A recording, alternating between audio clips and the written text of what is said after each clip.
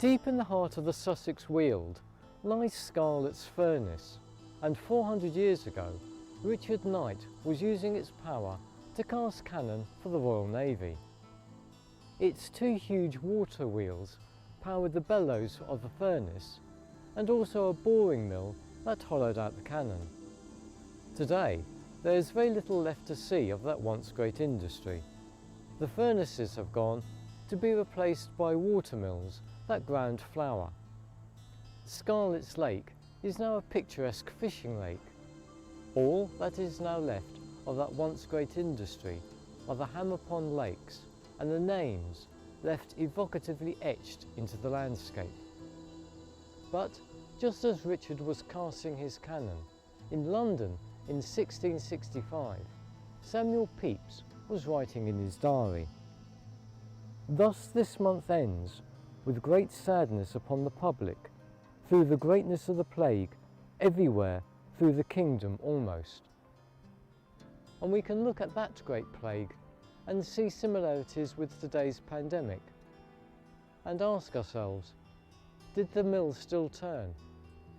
Did the stones still grind flour? Join us for National Mills Weekend 2021 when I hope to find out.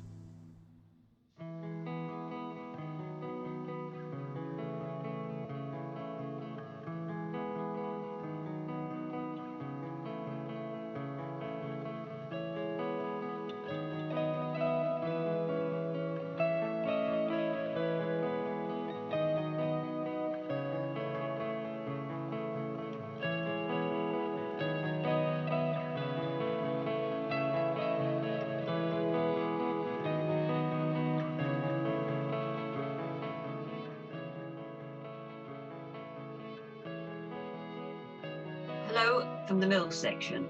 And sadly this year we've not been able to open our mills again. Some have managed to carry on working, supplying flour to local customers, but basically most mills have had to shut their doors. We're hoping possibly by the end of summer the restrictions may be lifted, and possibly a thought is that the mills could continue open until the end of October this year, if that's possible, to give people a bit of a chance to get out there and visit mills. But this National Mills Day will be a virtual one again. Mills have been trying to do sort of online talks, which have been good. And certainly mill groups have been doing online talks as well. So that has been helping mill members around the country to see mills they wouldn't see anyway as well, which is good, and learn about them.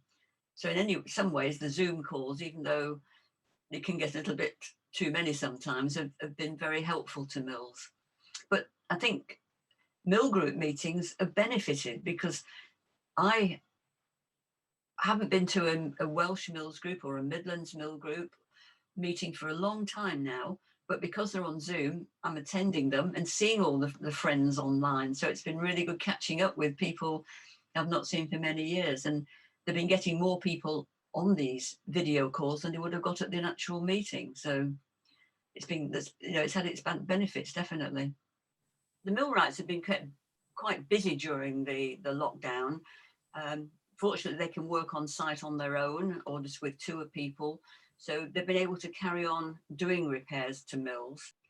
And now I'll pass you back to Martyn to carry on with his virtual tour for us. Have a good National Mills Weekend.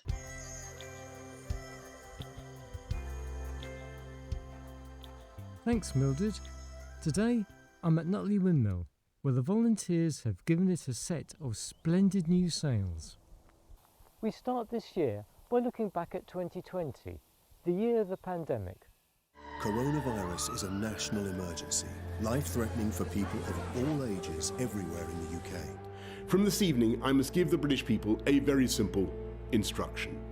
You must stay at home. How do you think COVID has affected mills and will continue to affect mills? I think COVID's with us forevermore now, I'm sure. It's never going to ever go away. And it'll probably end up like the flu, that we have to be injected once a year for a flu jab. It may include COVID and flu together, possibly.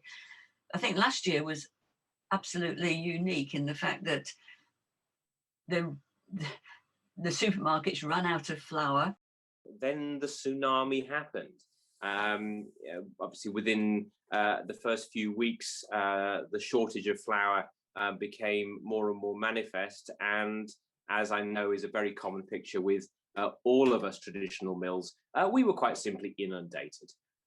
So people were calling us. Our mail order site basically crashed. By the time I had about 60 or 70 orders ahead of me, I had to pull our products off the site because I knew that the chances of us actually meeting that demand was getting less and less. Our record transactions during those first few months was 130 odd transactions in one morning. Why do you think flour, of all things? Well, I think quite simple. People are drawn to staple products in panic situations like that. But this year is slightly different. The supermarkets and the bigger millers have got their heads around it now and been able to supply supermarkets with flour this year. And of course, the great news story, I think, for all, certainly the case for us, is that lots of people found, in our case, the Prior's flour, and many of those people have remained loyal customers since. So our business now is basically double what it was a year ago. Would you say that you are getting back to the sort of quantities that your mill would have been producing, say, 150 years ago? Yeah, absolutely. We're currently milling around a ton and a half a week, something of that. So certainly this mill was capable of doing a lot more than that. But it's a good baseline for a part-time business to be working on. In fact, last year, Wycombe Windmill worked harder, I suspect, than at any time since its heyday in the sort of 1870s, 80s, whatever. And we've still got quite a few orders, but the obviously the frantic rush has gone. But I would say that the windmill seemed to benefit from all this work. It seems to become much more reliable than it had been when it's only worked occasionally. It's certainly, for many mills, it's been a fantastic news story, like us. But clearly there are some other mills, as I say, especially where a lot of volunteers are involved, that have had to tread a much more careful path, just quite simply because they couldn't put in place the arrangements that some of us who have a smaller group of volunteers and employees are able to do. One of the things I did was go down on a Saturday and just help marshal the queue of people wanting to buy flour. We've never had queues like that before, and with COVID it had to be done very, very carefully and very, very safely. We saw, like I think most mills that are producing flour, we saw a rapid increase in demand for flour, but it became very clear but very quickly that there were implications to the safety of our volunteers. You cannot social distance operating a hearse frame. Additional to that, the majority of our volunteers approaching 70 like me or are 70 and over. Put those two things together and we very quickly realised that we could not carry on. People's attitudes have changed, I think, over the course of lockdown. And so they're looking at things like doing a lot of home baking and that kind of thing. Where does this product actually come from? I think if we can tie mills' futures into that, people understand and have got that, understand that connection much more. One of the many fallouts from the pandemic has been the fact that, alongside many outdoor attractions, windmills have been forced to shut, and this has put an additional strain on their finances. However, there's also the possibility that mills would need urgent repairs. One such mill is Bourne Mill, just outside Cambridge. There's only, I think, something like 5 of this particular open trestle type mills actually in the country. So historically, it's of significant importance. The fact that it could be one of the oldest, if not the oldest, further increases that's worth. So it would be an absolute travesty if money was not found to repair it. It was bought in 1931 by a chap called General Henley, who bought it in order to save it from demolition, because in the 1920s the tenant stopped the owner from pulling it down. So, and you can see it was in a state of disrepair. So it was a godsend that there were a number of individuals who came forward, Mansell Forbes and also the Blossoms, who made it possible. They owned a statue by the sculptor Epstein called Genesis, and they toured around the country with it and raised funds and awareness of the mill's plight, to be honest. So how does the local community feel about the mill? Cambridge Past, Present and Future did a community fundraising effort. There was a very, very good response from just casual people walking by, you know, and people have given £1,000 as a donation, local people, you know, who have engaged and feel it's part of their history. I mean, it's an important part. And the fact that it sits on the parish boundary is also an important thing, because I think both Caxton and Bourne claim some sort of allegiance to it, which is great. With windmills being outside, even a well-maintained mill can succumb to the weather. And for a few years, actually, we've been concerned about cracking evidence on the ends of the cross trees, which are the horizontal bars that support the post as part of the trestle with the quarter bars. But subsequently, with the sort of tar type paint that is used to seal it all up, that was starting to crack again because of the action of the sun. And so we were concerned that water was getting in and causing further deterioration of the wood. Investigation, there was some recorded repairs done in the 1980s, which involved what was described as an epoxy resin.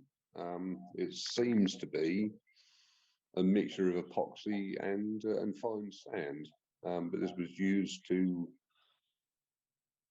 fill the voids, basically, in the trestle as it was at the time.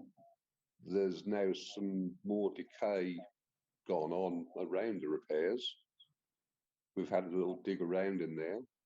Anybody who's seen the mill will see it's now surrounded by scaffold, which involves quite a lot of structural calculations to hold the buck up while we dig around in the trestle. I just wasn't prepared to dig any further until the mill was secured, and that's where we are now. It does seem likely that it will need a new trestle. A good number of people returning on a regular basis to ask me about the updates on what's happening, and so I think we have to see it also as a community enhancing, you know, something that brings something to the communities and gives you know, to our local people and our local area. And as I said, there are people, you know, who like to come and when it's possible to sit even just in the environs of this beautiful old mill. It is a beautiful thing, as well as being an industrial piece of equipment. How long do you think it will take before it's able to be repaired? Obviously, we've got to get funding because we can't start without the funding. So that's down to the CPPF, and they're busy with that. Realistically, I'd hope we could get something certainly started, if not finished, by the end of this year, so we can open for the following year. The SPAB also has a small fund for repairs. In its philosophy of repair, the mill section says, mills have a unique place in the tangible record of the past, and their proper protection, repair and continued working is the sincere objective of the mills section. Well, the background goes back quite a few years when we started to do a maintenance course for mill owners and mill volunteers. And the result of the course was that the director of the society at the time thought, why don't the proceeds from the mill repair fund go into a fund to help repair mills? So it's people giving money to come on the course, but their money was then going back to help mills with their repairs. So that's how it started off. And then since then, we've done, I don't know, we've given money to probably over 100 mills by now, at least, I'm sure, wind and water mills. And then recently, through the Lamb legacy that's going to fund the Kibworth Harcourt repair, that money was given to the section for the repair of a mill. Saying that, we still need donations to help, because we're only limited to a certain amount of money. It's roughly about 5,000 a year for wind and water mills. What we try and do is try and help as many mills with smaller amounts, from about 750 to 1,000. And usually they're very grateful for that, and they can find other funding sources as well, possibly, to help. And through Mill News, thank you to all those who've already donated. It really helps, because the more money we have, the more mills we can help. And it's a continuing battle. Even though mills haven't been open for a year, they still need maintenance, and they still need turning, and they still need painting. So thank you very much to everyone again for that. Another of the mills that the fund will help is Kibworth Hardcore. Kibworth Hardcore Mill is a Grade 2 star listed post mill dating from the early 18th century, with much of its original wooden machinery still intact. The SPAB have been custodians since the 1930s, when Martyn College, part of the University of Oxford, transferred its ownership. Mildred Cookson takes up the story. Kibworth Hardcore Mill was given to the section in 1936, and in the deeds it was saying that the mill is handed over on this farmland at Kibworth Hardcourt. The actual wording says that the SPAB will maintain and look after the mill. The mill's had repairs over its years, major repairs, but this time we're very fortunate having the Lamb legacy to cover most of the costs of the mill for us, and therefore, all being well, the mill will have new sails, new weatherboarding, new stairs at the back, new tail pole, and all being well, we're hoping we can get a nice curved tail pole like it used to have originally. Finally, some internal work to the machinery to make sure the mill can turn 360 degrees and the sails can turn in the wind. Why is it important to keep Kibworth going?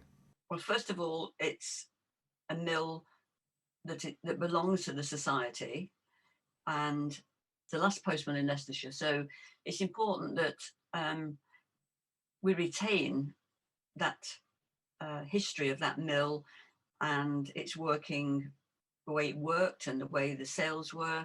The whole thing about the project is to try and make sure that this mill will last for the next generation at least, and possibly further on than that. For the restoration project to have accurate details and measurements to inform the restoration project, Terra Measurement was commissioned to do a full digital survey. Andy Beardsley was on location in Norfolk and explains how this was done. Terra Measurement Limited once upon a time would have been called land surveyors, but a more accurate description these days would be spatial data consultants. We use all kinds of technology and measuring equipment and software to capture things in 2D and 3D in incredible detail and accuracy. We work across all kinds of sectors, from heritage to mine and quarry, from housing through to rail, but essentially we pull together all of the accurate spatial information that people need to complete a project, restoration or investigation. Our involvement with the SPAB in particular started with a local project to us in Derbyshire, which was Lumsdale Mills. There's a millwright in Derbyshire called John Boucher that we've worked with various heritage charities for years, one being Friends of Cromford Canal and the other one being English Windmill, and he recommended us to the SPAB with all of the work we'd done with him. It was a lovely relationship and friendship occurred with many people within the SPAB, and we've now worked on probably 6 or 7 projects with the SPAB, and currently we're working on the Old House project, which is the SPAB's premier project that's running at the moment. And what we've done for the SPAB is introduce the concept of how important spatial data is to any maintenance or restoration process or just repair. And it can also be the ultimate digital documentation of fragile heritage sites too, just in case there's a fire or they collapse and so on. So it's basically capturing that 3D information to enable more work to be done in the future. and it's also the perfect digital asset that can inform further requirements in the future without having to commission another survey again. So the difference between a traditional survey and what we've done at Kibworth Harcourt is probably simply to explain that a traditional survey would have evolved from taking a pencil sketch and getting a tape measure and doing singular measurements and just trying to make sure that the tape's not sagging, and you'd probably come away with that with around, I don't know, 100 or 200 measurements. The difference between that and what we've done at a few windmills, and this is a good example in the background, is that we have captured the whole windmill with billions of points, and each scan has an accuracy of plus or minus a millimetre.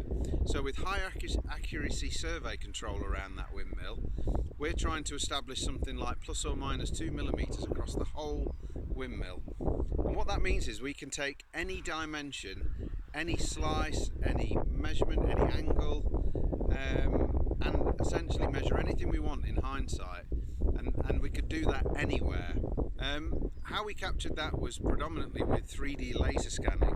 Now 3D laser scanning is a technology that captures millions of points per second to capture a scene in 3D. So if I was set here with a laser scanner, we would capture everything we can see in the background in 3D with billions of points. So the resulting data is called a point cloud, and that point cloud is so dense it looks like a 3D model. So when you look at the videos, it's basically a virtual reality fly through of the real captured windmill. From that point cloud data we have produced technical drawings, so we've produced floor plans at each level, sections to slice through the mill, and most importantly the internal elevation showing the wooden structure behind the slats. Now the interesting thing with that data is that actually, because it's this digital twin, we've essentially captured a windmill like this and brought it onto our computers. That means we can do anything we want with it. We've captured the whole thing, and that means we can allow people to look around that windmill with virtual reality, whether it be by a video like the ones that you're looking at, or actually wearing some goggles and looking around the windmill in that way. We can also produce 3D models. We've actually produced a 3D Revit model of the timber structure to actually investigate how the structure will bear sails when the new sails are installed at Kibworth Harcourt.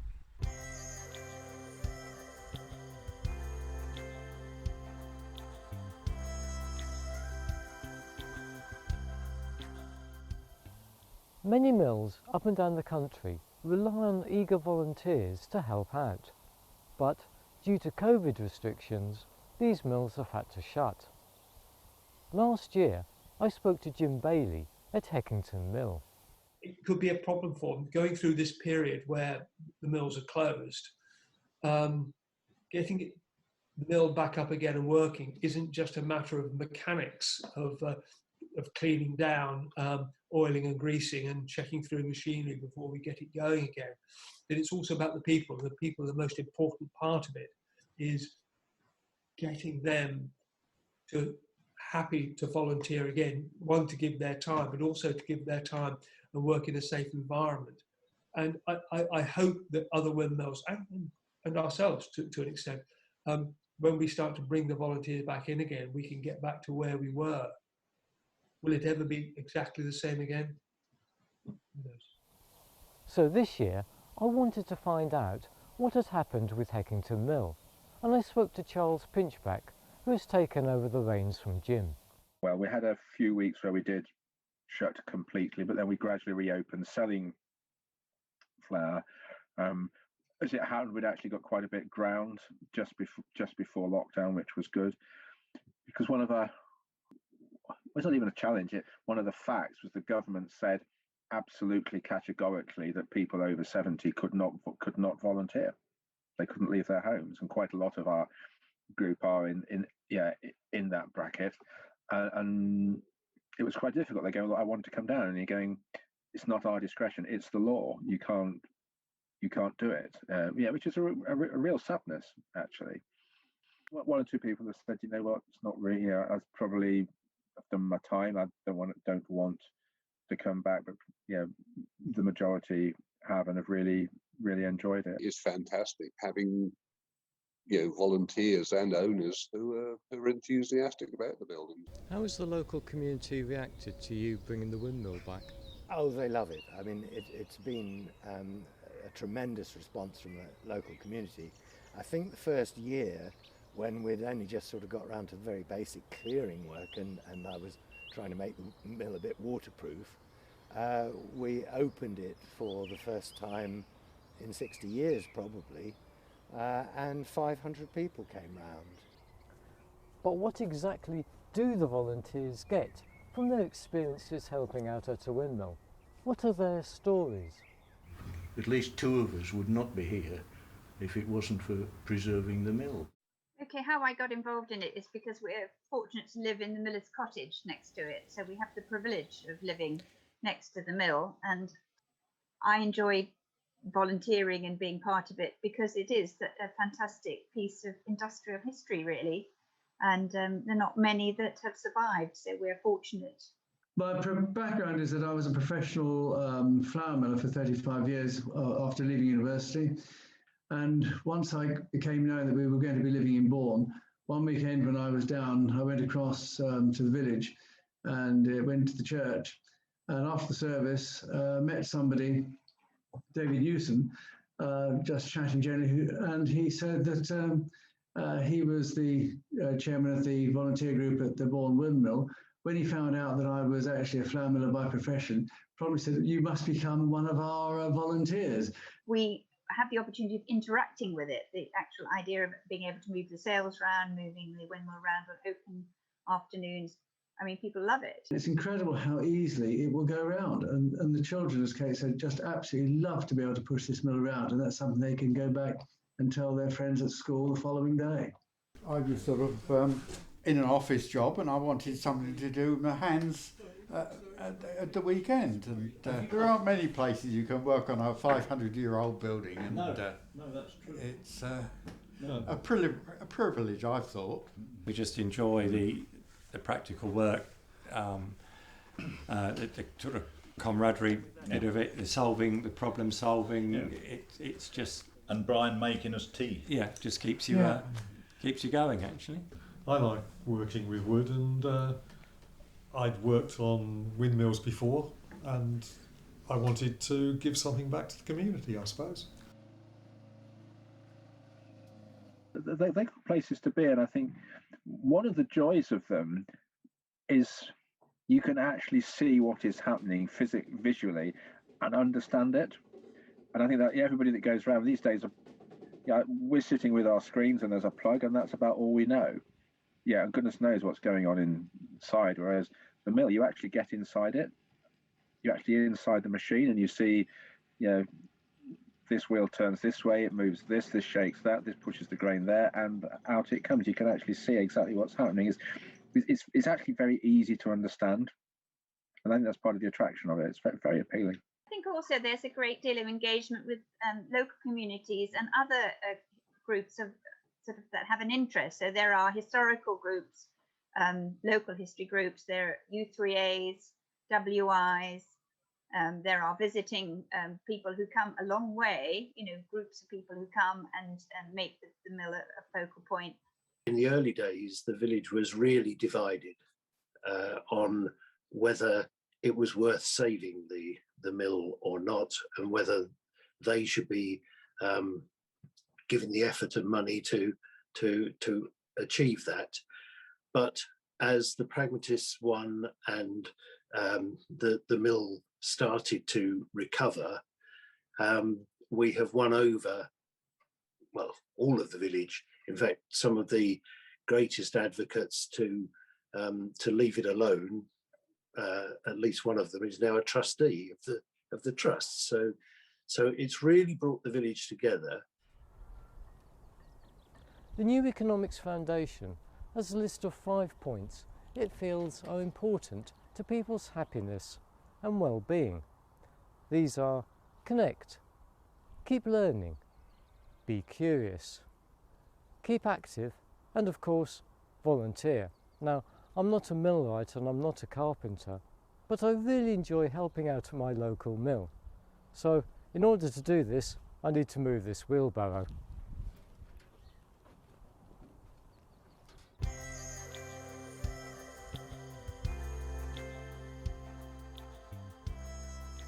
Steve Temple owns Impington Windmill, a smock mill just outside Cambridge, and I went up to have a chat with him about what it's like to own a windmill and also his valuable work on wind and the development around a windmill. Steve, thank you very much for talking to me today. Some people in their gardens have ornamental windmills and you have the real thing. What's it like having a windmill in your garden? Well, it was a bit of an accident, to tell the truth. My wife was looking for a large garden, and she came to see this with our future daughter-in-law, who said immediately it would be a wonderful place to have a wedding. I saw it much later because I was away on business at the time, and when I came, I'm told, well, I don't believe this, that I spent 45 minutes going around the windmill and 5 minutes going around the house. And then we sat down, had a drink in our old garden, and decided we were just mad enough to do the thing. Obviously, I'm its owner, I'm very proud of it, etc. But I think it's both the prettiest mill in Cambridgeshire, and also I reckon it's just about the oldest mill in Cambridgeshire. And what's it like to own a windmill? Well, it's jolly hard work, but it's one of the most rewarding things you could imagine. It was in a very dilapidated condition when we bought it, as was the garden itself. And we put tremendous numbers of hours into it whilst doing full-time jobs as well, and never regretted a moment. It still gives us immense satisfaction after 20 years of working at it. I've occasionally used professionals. Dorothy Restorations helped me with building the sails, but we basically did it all with volunteer effort and local tradesmen, and we learned on the job. Can I talk to you now about a delicate subject, wind? Yes, it's a bit of a passion of mine. Can you tell me what the problem is nowadays with windmills such as yours? Well, this is a really good example because in its heyday it had no houses, no trees around it for literally miles. It was right out in the open. I've done a survey of Suffolk and Cambridgeshire mills, and most of them were built about 400 or 500 metres from their village centres, precisely so as to have open access to the wind from every direction. Now all those villages, of course, have grown up and have encroached upon the area of the mill, and we are typical. We have a complete housing estate built in the 1930s all around the mill, particularly to the west, which is where the main wind comes from. And from measurements and calculations that I've done, we've effectively lost 75% of our mill. It's exactly as though you dug a hole in the ground and dropped the mill 7 metres into the ground, which wouldn't do it much good as a windmill. And that's what's happened because all the houses around are about 7 metres high. So it's really stopped a lot of the wind. As I say, it's probably reduced the time you could spend milling to less than a quarter of what would have been available when the mill was working properly. So this would really affect mills that are grinding commercially? Absolutely, and it certainly does. All the ones I know have lost large percentages of their wind. Is it something that planners should take into consideration? Absolutely, this is something that I'm really passionate about. I've developed a model using Dutch calculation techniques, which makes it possible to predict how much wind will be lost by building a single house, if you want, or by looking at what lies around the mill in every quarter. And I'm promoting that as a tool for planning applications, so you can assess the harm that will be done to the windmill by any single development. So this is quite important because it means that if a mill is to be restored to working order, it really needs the wind. Yes, and at the SPAB, our main purpose in life is to keep windmills in an operable condition, and therefore anything which would encroach upon that operation is we try to defend against. And have you been successful? Yes, we have. We've had 1 or 2 successes, and planning authorities around the country are now beginning to take much more notice of this problem and of the results which we get by applying the model to any specific application. Sounds quite a complicated task. Well, it is, and it's an area. I mean, I have an engineering background, and I have been used to using, for example, finite element analysis to calculate flows of liquids and gases, and they are incredibly complex, and nobody has got really good models. The Dutch system is much more straightforward. It regards an object as casting a shadow, if you like, and it calculates how far that shadow extends and what the velocity at a given point, or how a velocity at a given point will be changed. So it's a very simplified model, but we've now verified it very thoroughly, because we've got the anemometer up on the top of the mill there, and I've been comparing what I get here with what is measured at RAF Mildenhall just down the road, and by looking at that I can make an obstacle map, if you like, by comparing the wind strengths. If I then compare that with the Dutch model, they're very, very closely related. Do you think that at some stage you'll be able to return this to grinding action? Oh, I absolutely intend to do it. I won't give a timescale for doing this, partly because I want to do it A, well, and B, I want to enjoy doing it. I don't want to be under pressure by seeking grants and things like that. So I take my time, and I spend about the same amount on my hobby of mill as my son does on his golf.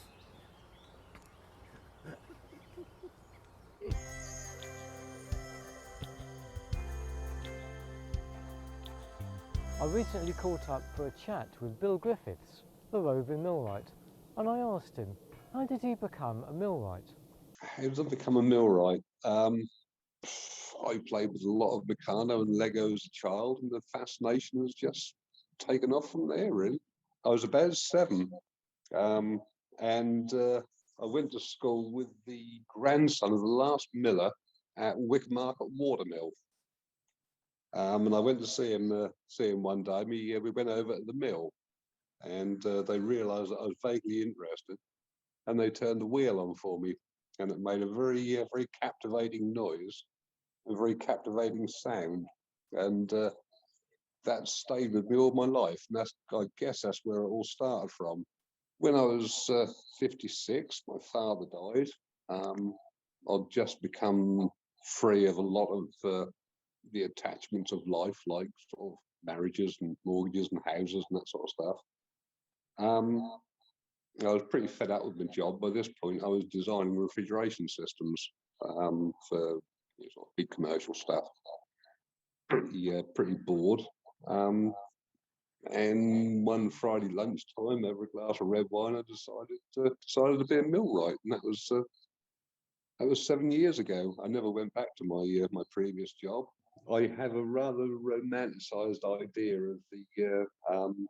of the role of the late 19th century millwright, roving from site to site in the sort of latter days of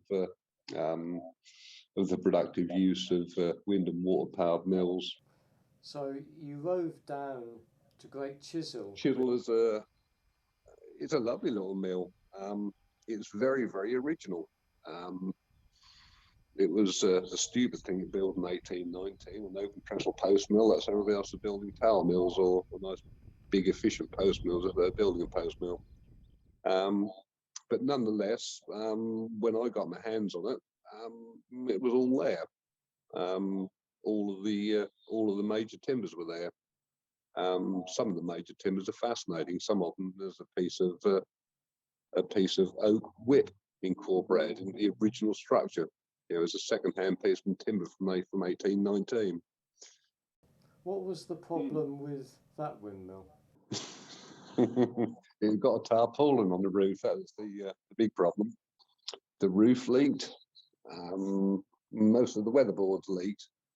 And we weren't too sort of sure about the structure, apart from the fact that the end of the weatherboards didn't seem to be attached to the corner posts anymore, which is not a good sign. But no, the structure was rather an unknown quantity. So Bill started work in 2017, and in starting to take off the weatherboards to look at how the side girts and everything else was, we found that all of the upright structural framework, particularly the corner posts, were absolutely rotted. Original 19th century corner posts were unfortunately missing about an inch or so off the outside face, which is not good. I certainly didn't want to change them. They are the originals. So what I ended up doing was machining 2 inches off the outside face on the front and side of the corner post, and on one side of the rear corner post, which was fine. Apart from the fact there's probably about 2,000 nails in each, all of which had to be found and dug out before we could machine the corner posts off. But no, we plated the original corner posts, glued and screwed repair pieces on the outside. We popped the weather beam out and did similar to that. That was plated on the front face and plated on the lower face. Installed a big piece of steel underneath, bracing the corner post together to reinforce the weather beam, and popped the whole lot back together, and then did what we went there to do in the first place, and put a new layer of weatherboards on the outside.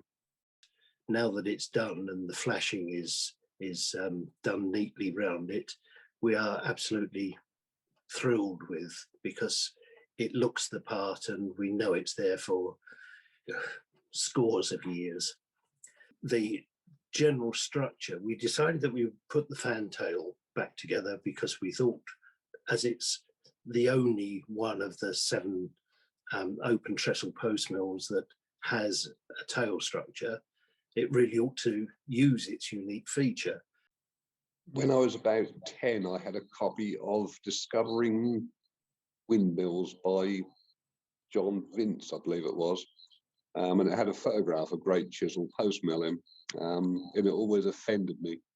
The weatherboards were too narrow, so there were too many weatherboards on there, and it got a horrible skeleton fantail on, both of which I didn't like.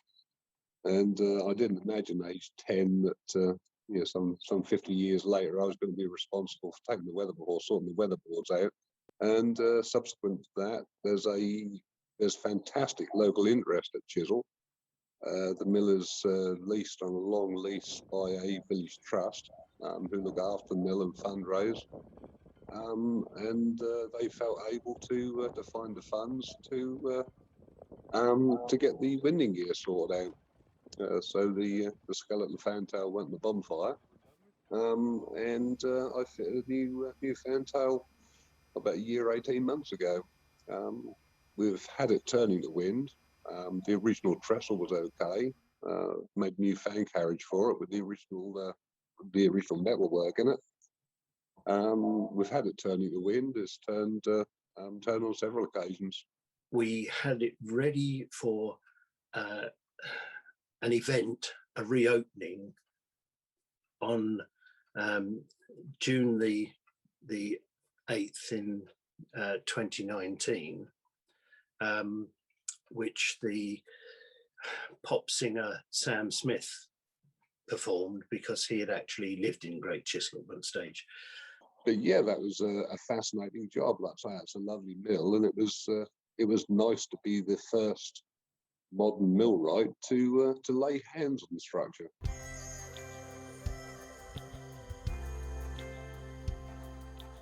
Situated in the southeast corner of England, Kent is known as the Garden of England due to its fertile soils. And these fertile soils supported many windmills, of which 8 are now looked after by Kent County Council.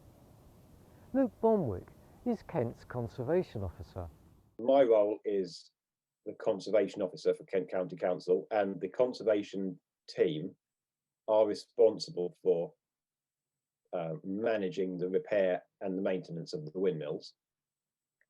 And so my role is really perhaps head cook and bottle washer, doing the various things necessary, working with a range of people to specify repairs, to supervise those repairs, work around the edges and maintain the sites and that kind of thing. Have you got I'm just curious, have you got like an engineering background, or are you more like a technical background, or is it something that's evolved?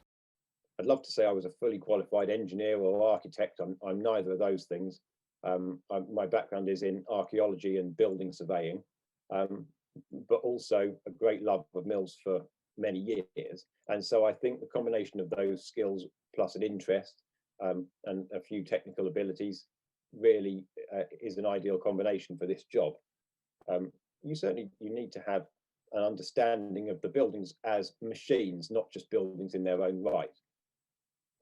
Because I think that then if you think of something working, you've got to make sure that it's a lot more robust than something that just sits there. So that's the joy and the frustration with mills all combined into one. Really, the story of 2020 and 2021 is COVID. How has that affected the mills? We haven't felt too badly affected by it because the mills are generally located in rural isolated areas. And so we've been able to get on with quite a lot of the planned repair works that we had programmed in. Some of our contractors, their other jobs were held up. And so we were able to continue with asking them to do repairs on our mills. So we benefited from that opportunity, really. So that was great.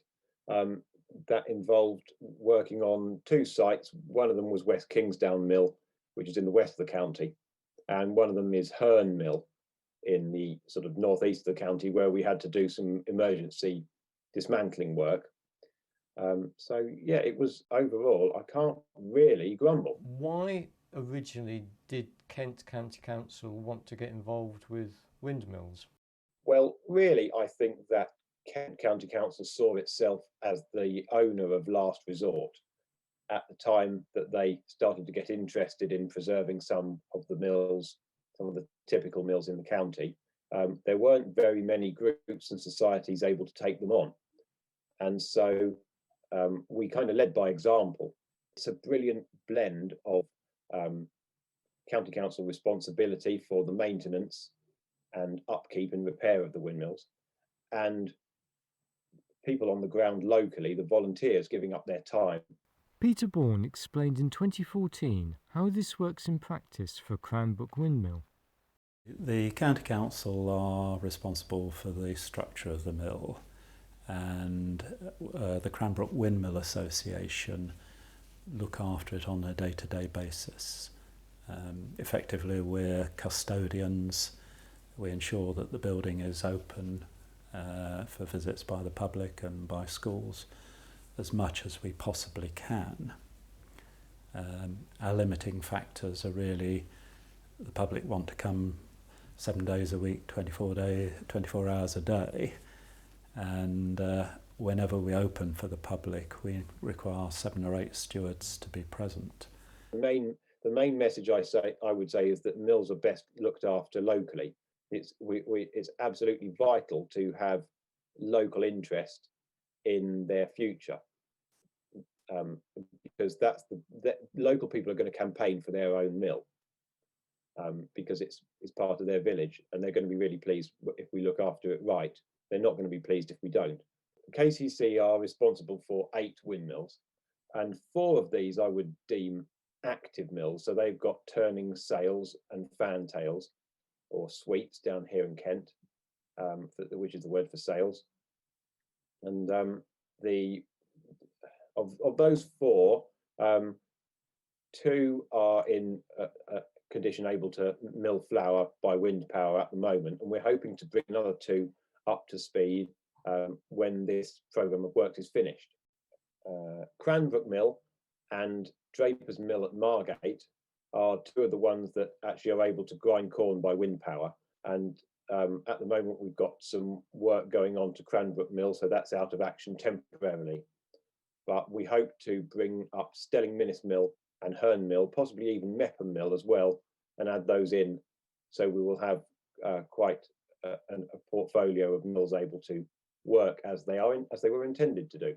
Will that be just to keep the mill going? I think that demonstrating a mill being able to actually mill corn by wind power is a nice thing to show to visitors.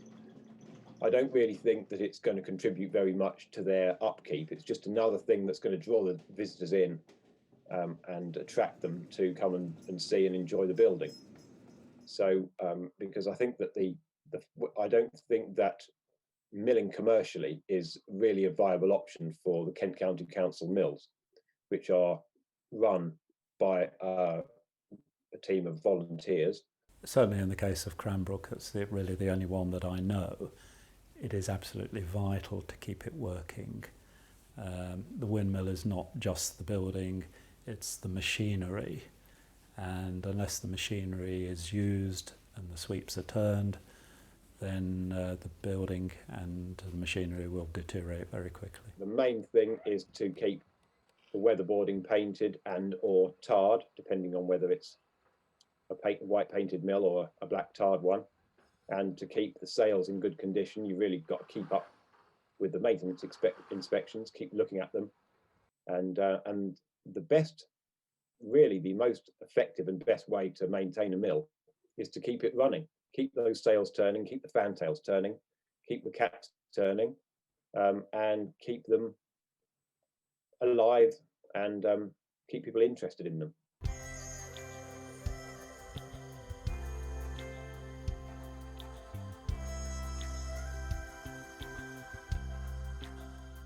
Wales is a land of mountains, valleys and streams, and one stream powers the mill at Yvalin.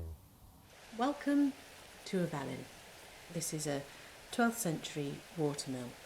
It was built in the 12th century, probably by the monks at around about the same time as the abbey. We know from the 16th century that the mill passed from family to family, and it continually milled until 1926, when the miller at that time died. The mill was left to its own devices for nearly 60 years. And on Easter Saturday 1981, the pond was flooded for the first time in nearly 60 years, and we've been milling ever since as a family. Everything that we do in the mill to make the flour, we do by the power of the water wheel. And everything that we do is in the same traditional way that it would have been done all those centuries ago. The wheel would have been a wooden wheel, not like the one that you can see here today.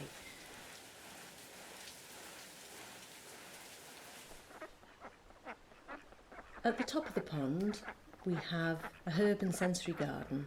As you sit here surrounded by all the different herbs and you listen to the bees and the birds that are flying around, you can hear the trickle of the stream as it's coming from Cumdegwell and flowing underneath my feet. And it's this stream that continually flows into the pond that keeps the pond topped up. So when I'm milling and the water's rotating over the wheel, it then flows off down into the River Tavy.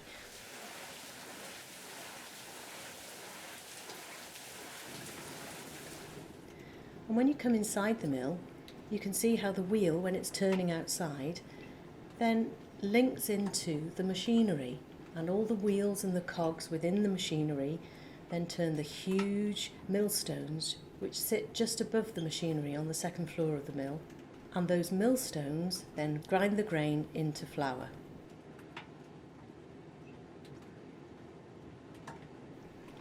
Milling itself is a simple but involved process.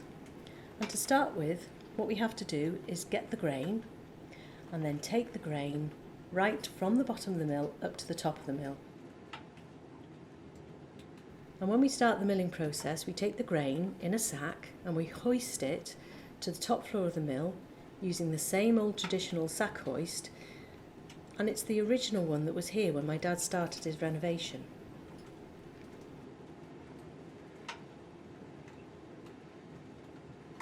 Flour, when it's milled in this way, has so many health properties that it's just a wonderful, tasty, delicious experience.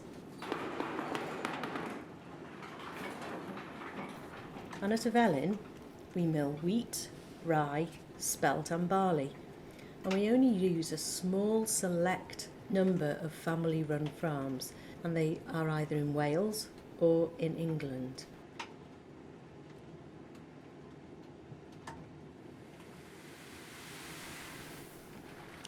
The grain then is poured from the top of the mill into the hopper through a chute, and the hopper sits on top of a shoe, and then the shoe rotates, and as the shoe rotates, the damsel knocks the shoe backwards and forwards, and it allows the grain to go into the stones, and then as the stones pass over each other, they have grooves inside them, and it's the sides of these grooves that actually shear the grain and make it into the delicious flour that then tumbles down into the trough on the bottom floor. And when you're milling, you can smell the wonderful aroma of the freshly ground flour, and you can always taste the freshness as it comes down into the trough. We then sack the grain or bag it up, and we sell it on to people such as yourselves. So I hope you've enjoyed the little look around our mill. Why not try some of our delicious premium stone ground flour, and you can find out whether or not what I say about the taste and the smell is as delicious as I've made it sound.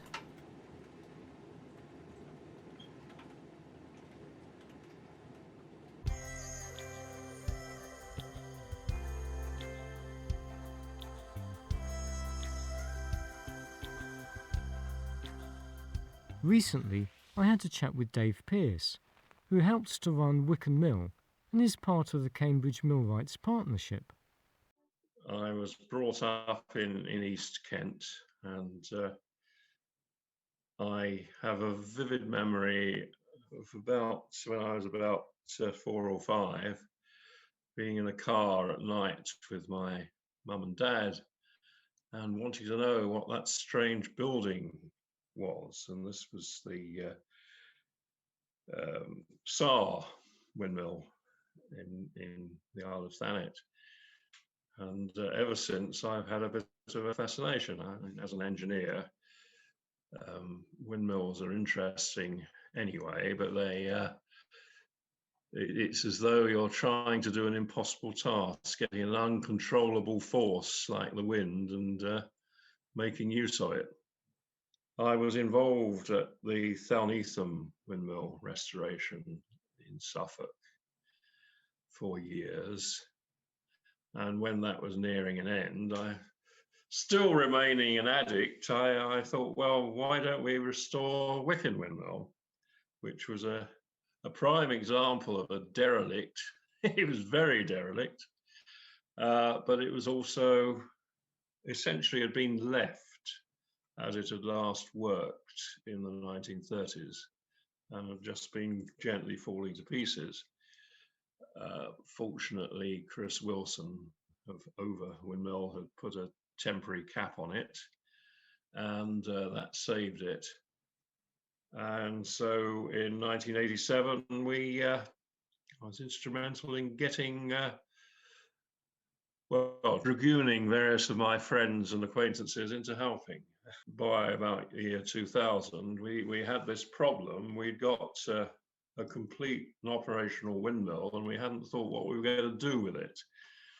And so the obvious thing, of course, we seized on, why don't we try to work it? We'll get not only volunteer millwrights, we'll get volunteer millers now, and we'll see if we can earn some money from the flour towards the upkeep.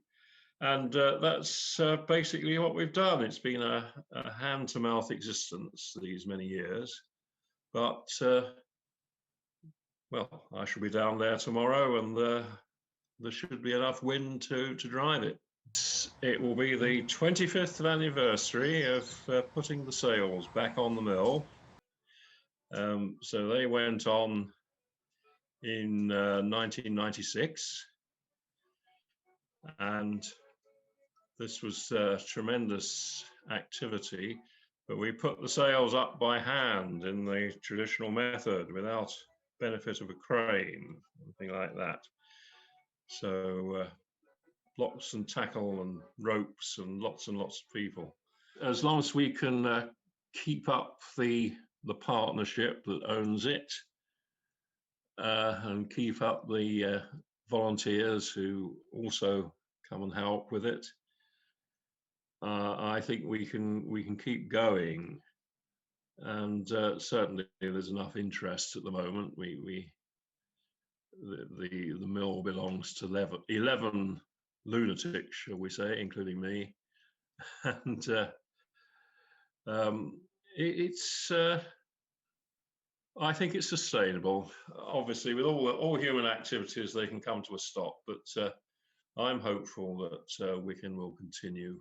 We've picked up, at times, quite a bit of work, and at the moment, we're still doing work on Chisel Post Mill, and also particularly Great Gransden. Both those mills, I've done quite a bit of the design work and so on. But Bill Griffiths, the Ipswich millwright, has done most of the physical work. He's done the millwrighting. And so Chisel is now coming to at least a final state for now. For the first time since the early 1950s, the fantail is working and capable of steering the post mill into the wind. And but it's quite something to see it actually starting to turn to wind. And you can imagine, after all these years, say since the 1950s, legends have crept up. Oh, it never turned itself to wind, or it didn't turn itself to wind very well, or etc., etc., etc. You can imagine. But it jolly well did turn and has proved itself. I get pleasure from walking up to Wicken Windmill and another mill or other and seeing that it's working, and that preferably unexpectedly. So I'll get to Wicken occasionally, and one of the other partners is already there, and he's got the mill going. I didn't expect it, and it's seeing the sails swooping around against the sky is still a thrill after all these years. So I think that's probably one thing that gives me a lot of pleasure.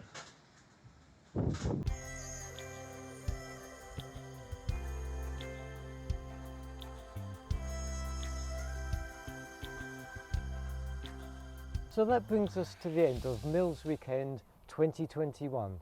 I'd like to thank all my friends for helping me make this film, and especially to you for watching.